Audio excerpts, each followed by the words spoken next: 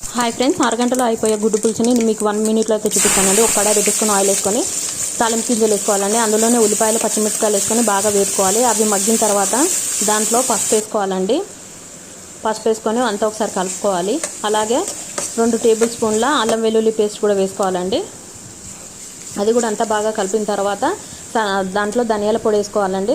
అలాగే దాంట్లో సన్నగా తరిగిన టమాటా ముక్కలు కూడా వేసుకొని అంతా బాగా కలుపుకొని ఉప్పు వేసుకోవాలండి. అలాగే కారం వేసుకోవాలి. అంతా ఒకసారి కలుపుకోవాలి. ఇప్పుడు మనం ముందుగా నానబెట్టుకున్న చింతపండుని గుజ్జంతా పిసికేసి అందులో పోసేయాలండి.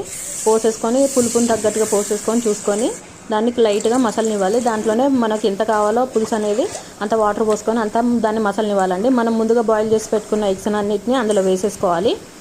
వేసేసుకొని కాసేపు మరగనివ్వాలండి. ఎంత చిక్కగా కావాలో అంత చిక్కగా మరగనిచ్చుకోవాలండి. తర్వాత దాన్ని కొత్తిమీరతో గార్నిష్ చేసేసుకుంటే మన ఎగ్ పులుసు అయితే రెడీ అండి. Please subscribe my channel. Thanks for watching.